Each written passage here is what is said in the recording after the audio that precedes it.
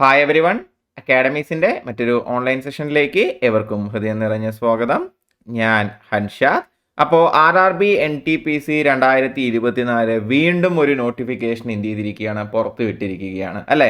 കുറച്ച് ദിവസങ്ങൾക്ക് മുമ്പ് നമുക്കറിയാം ഗ്രാജുവേറ്റ് ലെവൽ പോസ്റ്റുകൾക്കുള്ള അല്ലേ, നിങ്ങൾക്ക് ഡിഗ്രി ഉണ്ടെങ്കിൽ നിങ്ങൾക്ക് അപ്ലൈ ചെയ്യാൻ പറ്റുന്ന പോസ്റ്റുകൾ സ്റ്റേഷൻ മാസ്റ്റർ, ഗുഡ്സ് ഗാർഡ് പോലത്തെ മറ്റ് ഡിഗ്രി ലെവൽ ക്വാളിഫിക്കേഷനുള്ള ക്ലറിക്കൽ പോസ്റ്റുകളുടെ നോട്ടിഫിക്കേഷൻ എന്ത് ചെയ്യുകയുണ്ടായി, RRB റിലീസ് ചെയ്യുകയുണ്ടായി. അപ്പോൾ തൊട്ട് തന്നെ നമ്മൾ കാത്തിരിക്കുന്ന ഒരു കാര്യമാണ് എന്തെന്ന് പറയുന്നത്, അണ്ടർ ഗ്രാജുവേറ്റ് ലെവലുള്ള പോസ്റ്റുകൾ അല്ലെങ്കിൽ +2 ക്വാളിഫിക്കേഷനുള്ള പോസ്റ്റുകളുടെ നോട്ടിഫിക്കേഷൻ എപ്പോഴാണ് RRB റിലീസ് ചെയ്യുക എന്നുള്ളത് എന്ത് ചെയ്യുന്നതാണ്, നമ്മൾ തൊട്ട് കാത്തിരിക്കുന്നതാണ്.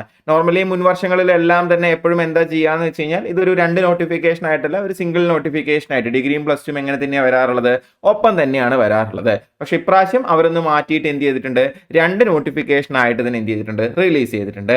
അപ്പോൾ ആ നോട്ടിഫിക്കേഷനിൽ അപ്ലൈ ചെയ്യുന്നതിന് മുമ്പും അതുപോലെ തന്നെ അതിനെപ്പറ്റി നിങ്ങൾ അറിയേണ്ടുന്ന പ്രധാനപ്പെട്ട കാര്യങ്ങളുമാണ് എന്ത് ചെയ്യാൻ പോകുന്നത്, ഇന്നത്തെ ഈ വീഡിയോയിൽ നമ്മൾ ഡിസ്കസ് ചെയ്യാൻ പോകുന്നത്. മാക്സിമം പെട്ടെന്ന് തന്നെ, എന്നാൽ നിങ്ങൾ ഒരു രീതിയിലും നിങ്ങൾ അറിയാതെ പോരുതാത്ത കാര്യങ്ങളെല്ലാം അല്ലെങ്കിൽ നിങ്ങൾ ഉറപ്പായിട്ടും അറിഞ്ഞിരിക്കേണ്ടുന്ന കാര്യങ്ങളെല്ലാം തന്നെ ഡിസ്കസ് ചെയ്യുന്ന വളരെ ഒരു ഷോർട്ട് വീഡിയോ ആണ് ഇതെന്ന് പറയുന്നത്, നമ്മുടെ ഈ വീഡിയോ എന്ന് പറയുന്നത്. അപ്പോൾ എല്ലാവർക്കും നമ്മുടെ ഇന്നത്തെ ഈ വീഡിയോയിലേക്ക് സ്വാഗതം.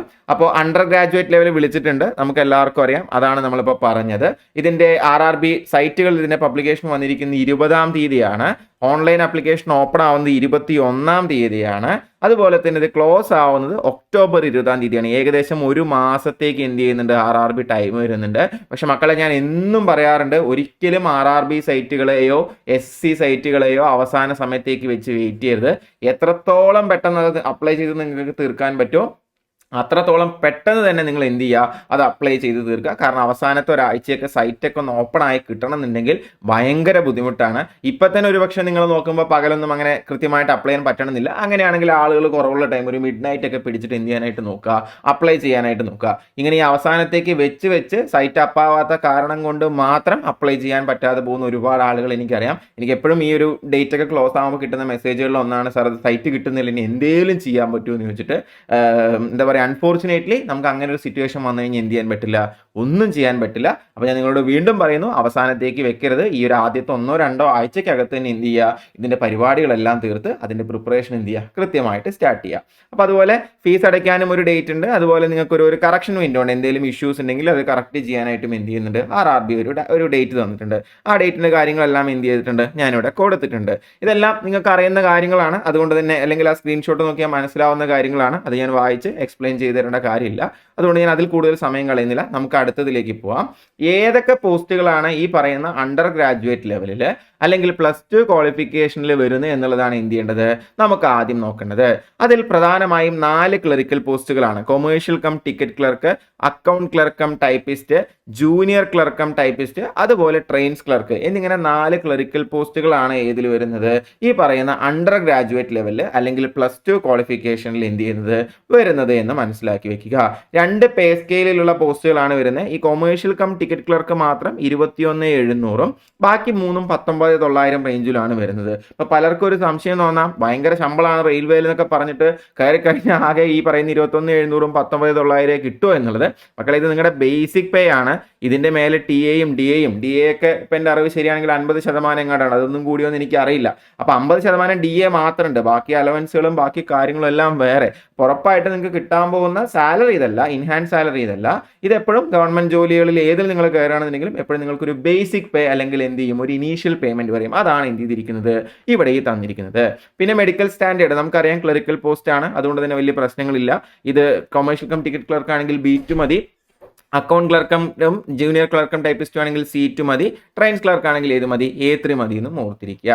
നോർമലി ഇതിൻ്റെ ഏജ് നമുക്ക് തരാറുള്ളത് 18 മുതൽ 30 വരെയാണ്. പക്ഷേ ഇവിടെ നമുക്കറിയാം എല്ലാ ഇപ്പോൾ പരീക്ഷകൾക്കും കൊറോണ കൺസിഡർ ചെയ്തുകൊണ്ട് എന്ത് ചെയ്യുന്നുണ്ട്, 3 വർഷത്തെ എക്സ്ട്രാ നിങ്ങൾക്കൊരു സമയം തരുന്നുണ്ട്. അതുകൊണ്ട് തന്നെ എല്ലാം എന്ത് ചെയ്തിട്ടുണ്ട്, 18 മുതൽ 33 വരെ എന്ത് ചെയ്തിട്ടുണ്ട്, ആക്കിയിട്ടുണ്ട്. പിന്നെ OBC, SC, ST, EWS പോലുള്ള കാറ്റഗറികൾക്ക് അവർക്ക് വേണ്ടുന്ന ഏജ് റിലാക്സേഷനും എന്ത് ചെയ്യും, നിങ്ങൾക്ക് ഇതിൽ കിട്ടുക തന്നെ ചെയ്യും. ഇതിലെ വേക്കൻസി നോക്കുകയാണെന്നുണ്ടെങ്കിൽ മൊത്തം വേക്കൻസി വരുന്നത് 3,445 വേക്കൻസിയാണ്. എല്ലാ RRBയിലും കൂടെ എന്ത് ചെയ്യുന്നത് വരുന്നത് വരുന്നത്. നമ്മൾ നോക്കുമ്പോൾ അതൊരു എന്താ പറയുക, അത് ഒരു ചെറിയ നമ്പർ ആണോ എന്ന് ചോദിച്ചു കഴിഞ്ഞാൽ ചെറിയ നമ്പർ തന്നെയാണ്. പക്ഷേ ഇപ്പോൾ നമ്മൾ NTPCയുടെ ഡിഗ്രി ലെവലും ഈ NTPCയുടെ പ്ലസ് ടു കമ്പയർ ചെയ്യുമ്പോൾ ഏകദേശം 12,000-ഓളം വേക്കൻസീസ് ആയി. അതൊരിക്കലും ഒരു ചെറിയ നമ്പർ അല്ല. ഓൾ ഇന്ത്യ തലത്തിൽ ഒരു 12,000 വേക്കൻസീസ് വരുന്ന ഒരു പരീക്ഷയ്ക്ക് നിങ്ങൾ തയ്യാറെടുക്കുന്നെങ്കിൽ അത് ആക്ച്വലി നല്ലൊരു തയ്യാറെടുപ്പ് തന്നെ നിങ്ങൾക്ക് അവിടെ വേണം. അല്ലെങ്കിൽ 12,000 എന്ന് പറയുന്നത് ഒരിക്കലും ഒരു ചെറിയ നമ്പർ അല്ല എന്ന് മനസ്സിലാക്കുക. അപ്പോൾ കുറച്ച് പേർക്കെങ്കിലും സംശയം തോന്നാം, അപ്പോൾ ഡിഗ്രി ലെവൽ വേറെ ഇത് വേറെ അല്ലേ, അപ്പോൾ ഞങ്ങൾ അങ്ങനെ തയ്യാറെടുക്കുന്നത് എന്താ പറയുക, ഒരുമിച്ച് അങ്ങനെ തയ്യാറെടുക്കാൻ പറ്റും, ഇതിന് രണ്ടും കൂടെ കമ്പൈൻഡ് ആയിട്ട് തയ്യാറെടുക്കാൻ പറ്റും എന്ന് വെച്ച് കഴിഞ്ഞാൽ നിങ്ങൾക്കുള്ള ആൻസർ എൻ്റെ കയ്യിലുണ്ട്. പക്ഷെ അതിലോട്ട് പോകുന്നതിന് മുമ്പ് ഞാനൊരു ചെറിയ കാര്യം പറഞ്ഞോട്ടെ. കഴിഞ്ഞ വർഷത്തെ RRB NTPCയിൽ നിന്ന് നമ്മുടെ അക്കാഡമീസിൽ നിന്ന് സ്റ്റേഷൻ മാസ്റ്ററായ ആളുകളാണ് ഞാനിവിടെ കൊടുത്തിരിക്കുന്നത്. ഇതുപോലെ നിങ്ങൾക്കും RRB NTPC ഇപ്രാവശ്യത്തെ RRB NTPC ക്രാക്ക് ചെയ്തിട്ട് സർവീസിൽ കയറാൻ ആഗ്രഹം ഉണ്ടെങ്കിൽ അതിനായിട്ടുള്ള കംപ്ലീറ്റ് കോഴ്സ് നമ്മുടെ ആപ്ലിക്കേഷനിൽ അവൈലബിൾ ആണ്. അപ്പോൾ ഡൗൺലോഡ് ചെയ്യാനുള്ള ലിങ്ക് ഞാൻ താഴെ കൊടുക്കാം. ഇനിയിപ്പോൾ നിങ്ങൾക്ക് എന്തെങ്കിലുമൊക്കെ കാര്യങ്ങളുമായിട്ട് നമ്മളെ വിളിച്ച് നമ്മളോട് സംശയങ്ങൾ ചോദിക്കണം എന്നുണ്ടെങ്കിൽ അതിന് താഴെ ഞാനിതവിടെ നമ്പർ കൊടുത്തിട്ടുണ്ട്, ഞാനൊന്നിവിടെ മേലെ എഴുതുന്നുണ്ട്. നിങ്ങൾക്ക് എന്ത് ചെയ്യാം, കോഴ്സ് റിലേറ്റഡ് ആയിട്ടുള്ള കാര്യങ്ങൾക്ക് നമ്മളെ വിളിച്ച്, കോഴ്സ് റിലേറ്റഡ് അല്ല ഇനിയിപ്പോൾ ഇവൺ അപ്ലൈ ചെയ്യുന്നതിൽ നിങ്ങൾക്ക് എന്തെങ്കിലും ഒരു സംശയം ഉണ്ടെങ്കിലും എന്ത് ചെയ്യാം, നമ്മളെ വിളിച്ച് ചോദിക്കാം. നമുക്ക് അറിയുന്ന കാര്യങ്ങൾ പറഞ്ഞു തരാൻ സന്തോഷമേ ഉള്ളൂ. ഇത് നമ്മുടെ വാട്സപ്പ് നമ്പർ കൂടിയാണ്. ഇതിൽ നിങ്ങൾക്ക് എന്ത് ചെയ്യുകയും ചെയ്യാം, നമ്മളെ വാട്സപ്പ് ചെയ്യുകയും ചെയ്യാം. അപ്പോൾ അത് പറഞ്ഞുകൊണ്ട് ഞാൻ എന്ത് ചെയ്യാന്ന് വെച്ച് കഴിഞ്ഞാൽ നേരത്തെ പറഞ്ഞ ചോദ്യത്തിലേക്ക് തിരിച്ചു പോകണം. ഞാൻ പറഞ്ഞത് അങ്ങനെ RRB NTPC ഡിഗ്രി ലെവലിനും അണ്ടർ ഗ്രാജുവേറ്റ് ലെവലിനും ഒരേ പ്രിപ്പറേഷൻ മതിയോ? ഞാൻ പറയണമെങ്കിൽ തീർച്ചയായിട്ടും ഒരേ പ്രിപ്പറേഷൻ തന്നെ മതി. കാരണം ഈ RRB പരീക്ഷകളെല്ലാം തന്നെ, എസ്പെഷ്യലി RRBയുടെ നോൺ ടെക്നിക്കൽ പരീക്ഷകളെല്ലാം തന്നെ ഒരേ സിലബസ് ഫോളോ ചെയ്യുന്നതാണ്. അതിന് ടയർ 1 ആണെങ്കിലും ടയർ 2 ആണെങ്കിലും ഗ്രാജുവേറ്റ് ലെവൽ ആണെങ്കിലും അണ്ടർ ഗ്രാജുവേറ്റ് ലെവൽ ആണെങ്കിലും എല്ലാം എന്ത് മതി, ഒരൊറ്റ സാധനം നിങ്ങൾ പഠിച്ചാൽ മതി. ഏതൊക്കെയാണ് ആ സാധനങ്ങൾ എന്ന് ചോദിച്ചു കഴിഞ്ഞാൽ ഒന്നാമത്തേത് GK ആണ്, ജനറൽ അവയർനെസ് എന്ന് പറയുന്നത്. ഈ ജനറൽ അവയർനെസ്സിൽ എന്തൊക്കെയാണ് വരുന്നത്? ഫിസിക്സ്, കെമിസ്ട്രി, ബയോളജി, നമ്മുടെ സയൻസ് അല്ലേ.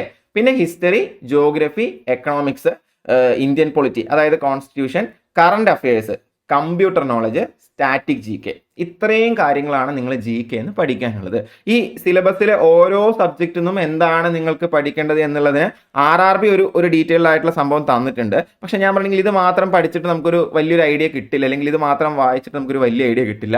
അതിൻ്റെ ഡീറ്റെയിൽഡ് ആയിട്ടുള്ള ഒരു വീഡിയോ നിങ്ങൾക്ക് ആവശ്യമുണ്ടെങ്കിൽ, അതായത് ഓരോ സബ്ജക്റ്റിനകത്തും ഇപ്പോൾ ഫിസിക്സിനകത്ത് എന്തൊക്കെയാണ് സബ് ടോപ്പിക്സ് നമ്മൾ പഠിക്കേണ്ടത്, കെമിസ്ട്രിക്കകത്ത് എന്തൊക്കെയാണ് പഠിക്കേണ്ടത്, സ്റ്റാറ്റിക് GKക്കകത്ത് എന്തൊക്കെയാണ് പഠിക്കേണ്ടത്, അങ്ങനെ കൃത്യമായി നിങ്ങൾക്കൊരു ടോപ്പിക്സ്, കൃത്യമായ ഒരു ടോപ്പിക് ഗൈഡൻസ് വേണമെന്നുണ്ടെങ്കിൽ നിങ്ങൾ പറയാം, താഴെ കമൻറ്റ് ചെയ്യാൻ, ഞാൻ ഉറപ്പായിട്ടും എന്ത് ചെയ്യാം, അതിൻ്റെ ഒരു വീഡിയോ ചെയ്യാം കേട്ടോ. GKയുടെ മാത്രമല്ല മാത്സിൻ്റെയും റീസണിങ്ങിൻ്റെയും. പിന്നെ മാത്സ് റീസണിങ്ങും കുറച്ചും കൂടെ നമുക്കൊരു ഐഡിയ കിട്ടും അല്ലേ. ഇപ്പോൾ ടോപ്പിക് കണ്ടു കഴിഞ്ഞാൽ ratio, percentage, SI and CI, profit and loss എന്നൊക്കെ പറയുന്നത് അത്യാവശ്യം പ്രിപ്പയർ ചെയ്യുന്ന ആളുകൾക്ക് അറിയാം. അപ്പോൾ അതിൽ ആക്ച്വലി അങ്ങനെ ഒരു വലിയ എക്സ്പ്ലനേഷൻ്റെ ആവശ്യമില്ല. പക്ഷെ എനിക്കൊന്ന് GK ആണ് എപ്പോഴും നിങ്ങൾ ശ്രദ്ധിക്കേണ്ടത്.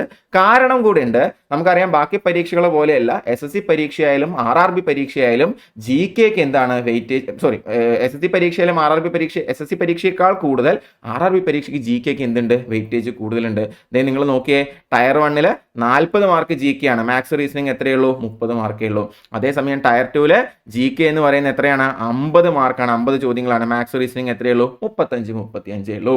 അപ്പോൾ അത് വേണമെങ്കിൽ നിങ്ങൾ പറഞ്ഞോ, അത് ഞാൻ വീഡിയോ ചെയ്യാം. ആക്ച്വലി അതെല്ലാം ഓരോരോ ടോപ്പിക്കായിട്ട് എടുത്ത് ഞാൻ നേരത്തെ പറഞ്ഞ കോഴ്സിൽ കവർ ചെയ്തിട്ടുണ്ട്. പക്ഷേ എല്ലാവരും ഇപ്പോൾ കോഴ്സ് എടുക്കണമെന്നില്ലല്ലോ, ചിലർക്ക് അവർ ഇൻഫർമേഷൻ മാത്രമേ ആവശ്യം ഉണ്ടാവുള്ളൂ. നിങ്ങൾ സ്വന്തമായിട്ട് പ്രിപ്പയർ ചെയ്യുന്നവരായിരിക്കാം, ഇല്ലെങ്കിൽ നിങ്ങൾ വേറെ ഏതെങ്കിലും ഒരു ഓഫ്ലൈൻ സ്ഥാപനത്തിൽ പോകുന്നവരായിരിക്കാം, അല്ലെങ്കിൽ വേറെ ഏതെങ്കിലും ഒരു ഓൺലൈൻ പ്ലാറ്റ്ഫോം തന്നെ യൂസ് ചെയ്യുന്നവരായിരിക്കാം. അപ്പം അങ്ങനെയുള്ളവരുണ്ടെങ്കിൽ നിങ്ങൾക്ക് ആ ഒരു ഫുൾ ഡീറ്റെയിൽഡ് ആയിട്ടുള്ള എന്തൊക്കെയാണ് പഠിക്കേണ്ടത് എന്നുള്ള കാര്യങ്ങൾ വേണമെങ്കിൽ പറഞ്ഞോളൂ, ഞാൻ ഉറപ്പായിട്ടും ആ ഒരു വീഡിയോ ഞാൻ ചെയ്യാം കേട്ടോ. ആവശ്യക്കാരുണ്ടെങ്കിൽ അല്ലേ ചെയ്തിട്ട് കാര്യമുള്ളൂ, എല്ലാവർക്കും അറിയുന്ന ഒരു കാര്യം ചുമ്മാ നമ്മൾ വീഡിയോ ചെയ്തിട്ട് കാര്യമില്ലല്ലോ.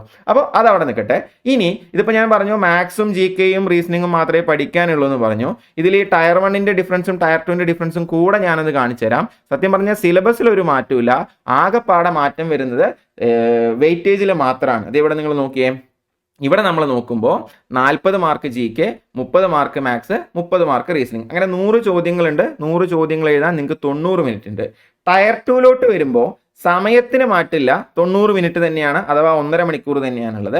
പക്ഷേ ഇവിടെ നിങ്ങൾക്ക് അറ്റംപ്റ്റ് ചെയ്യാനുള്ളത് 100 ചോദ്യങ്ങളല്ല, ഒരു 20 ചോദ്യങ്ങൾ എക്സ്ട്രാ വന്നിട്ടുണ്ട്. 120 ചോദ്യങ്ങൾ എന്ത് ചെയ്യണം, നിങ്ങൾ അറ്റംപ്റ്റ് ചെയ്യണം. നമ്മൾ നോക്കിയാൽ കാണും, GKയിൽ ഒരു 10 ചോദ്യം കൂടി, അതുപോലെ മാത്സിൽ ഒരു 5 ചോദ്യം കൂടി, റീസണിങ്ങിലും ഒരു 5 ചോദ്യം കൂടി, അങ്ങനെ 20 ചോദ്യം കൂടുന്നത് കൊണ്ട് ആ 20 ചോദ്യം എന്ത് ചെയ്യേണ്ടതുണ്ട്, എക്സ്ട്രാ അതേ സമയത്തിനകത്ത് തന്നെ നിങ്ങൾ അറ്റംപ്റ്റ് ചെയ്യേണ്ടതുണ്ട്. പിന്നെ നമുക്കറിയാം ടയർ 1 എഴുതി ക്രാക്ക് ചെയ്ത് വരുന്ന ആളുകളാണ്, സോ ഓഫ് കോഴ്സ് അവർക്ക് എന്ത് ചെയ്യേണ്ടതുണ്ട്, ആ ഒരു അതിൻ്റെ ഒരു സ്റ്റാൻഡേർഡ് എന്ത് ചെയ്യേണ്ടതുണ്ട്, RRBക്ക് കൂട്ടേണ്ടതുണ്ടെന്ന് നമുക്കറിയുന്നതാണ്. അപ്പോൾ അതാണ് സിലബസിനെ പറ്റി പറയാനുള്ളത്. ഇനി ഇടയിൽ നമ്മൾ വിട്ടുപോയൊരു സ്ലൈഡ് എന്ന് പറയുന്നത് ഫീസിൻ്റെ കാര്യമാണ്. ഫീസ് 500 രൂപയാണ് എന്ത് ചെയ്യുന്നത്, ഫീസ് വരുന്നത് 500 രൂപയാണ് നിങ്ങൾക്കുള്ള ഫീസ് എന്ന് പറയുന്നത്.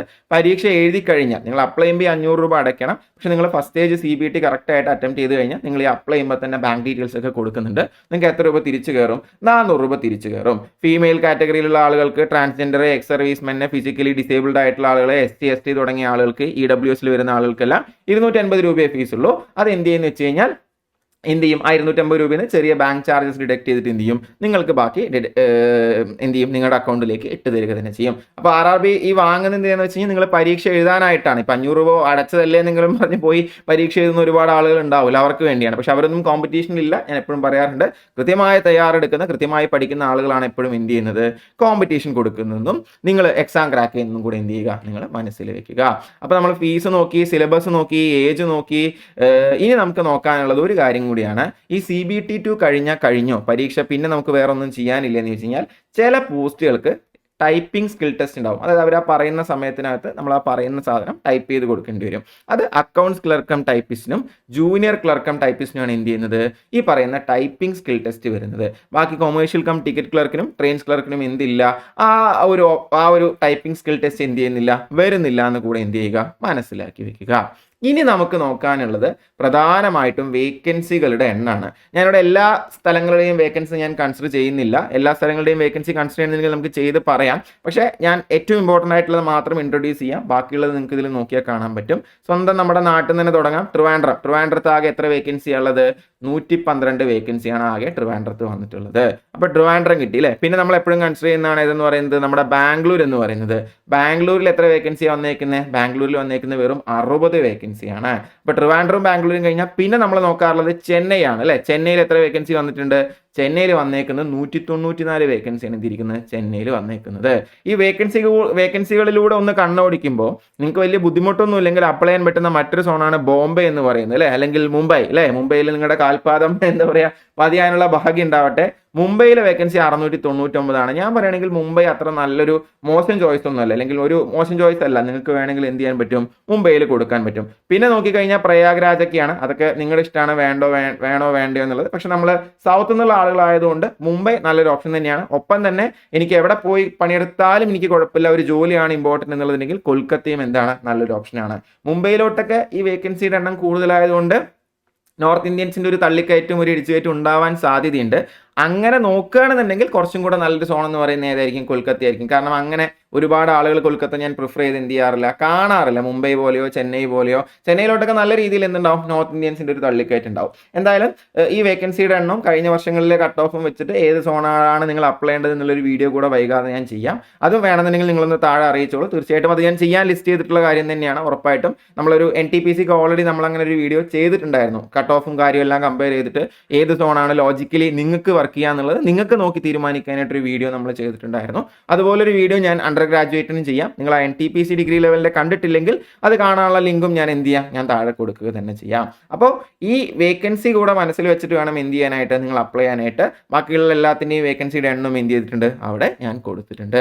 അപ്പോൾ ഇത്രയും കാര്യങ്ങളെ പറയാനുള്ളൂ. അണ്ടർ ഗ്രാജുവേറ്റ് ബേസ് ലെവലിൽ NTPCയിലുള്ള കാര്യങ്ങളൊക്കെ തന്നെയാണ്. നിങ്ങൾ RRB NTPCക്ക് തയ്യാറെടുക്കുകയാണെന്നെങ്കിൽ, അല്ലെങ്കിൽ ഏതൊരു RRB പരീക്ഷയ്ക്ക് തയ്യാറെടുക്കുകയാണെന്നെങ്കിലും, അതിനിപ്പോൾ RPF ആയിക്കൊള്ളട്ടെ, ALP ആയിക്കൊള്ളട്ടെ, JE ആയിക്കൊള്ളട്ടെ, ഇതിൻ്റെ എല്ലാം ALPയും ചെയ്യുകയാണെങ്കിൽ ടെക്നിക്കൽ കൂടെ ടയർ 2 വരും. ബട്ട് അതർ ദാൻ ദാറ്റ് ബാക്കി ഏതിന് നിങ്ങൾ തയ്യാറെടുക്കുകയാണെങ്കിലും സിലബസ് സെയിം ആണ്. നിങ്ങൾ ഒരിക്കൽ പഠിച്ചു കഴിഞ്ഞാൽ ടയർ 1നും ടയർ 2നും ബാക്കി അവിടെ നിന്ന് അങ്ങോട്ട് എല്ലാ പരീക്ഷകൾക്കും അത് യൂസ്ഫുൾ ആണ് എന്നുള്ള കാര്യം മനസ്സിൽ വെച്ചുകൊണ്ട് തന്നെ എന്ത് ചെയ്യുക, പ്രിപ്പയർ ചെയ്യുക. RRBയുടെ ഒരു ഗുണം അതാണ്, നിങ്ങൾ ഒരിക്കൽ പഠിച്ചു തുടങ്ങിക്കഴിഞ്ഞാൽ അത് പിന്നെ എന്താ പറയുക, ജോലി കിട്ടുന്ന വരെ ആ കണ്ടന്റ് നിങ്ങളുടെ കൂടെ ഉണ്ടാവും. അപ്പോൾ കൃത്യമായൊരു പ്രിപ്പറേഷൻ ഉണ്ടെങ്കിൽ ഈസിലി ക്രാക്ക് ചെയ്യാൻ പറ്റുന്ന ഒരു പരീക്ഷ തന്നെയാണ് RRB പരീക്ഷ എന്ന് പറയുന്നത്. So give it your best. എന്തെങ്കിലും സംശയങ്ങൾ ഉണ്ടെങ്കിലോ എന്തെങ്കിലും സജഷൻസ് ഉണ്ടെങ്കിലോ, ഇതുപോലെ നമ്മൾ വേറെ ജനറൽ ആയിട്ടുള്ള എന്തെങ്കിലും വീഡിയോസ് നിങ്ങൾക്ക് ചെയ്യണമെന്ന് ആഗ്രഹം ഉണ്ടെങ്കിലോ അതിൻ്റെ കാര്യങ്ങളോടെ നിങ്ങൾ എന്ത് ചെയ്യുക, താഴെ ഒന്ന് കമൻറ്റ് ചെയ്യുക. എന്നെ കൊണ്ട് പറ്റുന്നത്രയും വേഗത്തിൽ എന്ത് ചെയ്യാം, ഞാനത് ചെയ്തു തീർക്കുക തന്നെ ചെയ്യാം. അപ്പോൾ ഇത്രയും നേരം ഞാൻ പറഞ്ഞ കാര്യങ്ങൾ ക്ഷമയോടെ കേട്ടിരുന്നതിന് ഒരുപാട് നന്ദി. Thank you for watching academics. Have a nice day. By.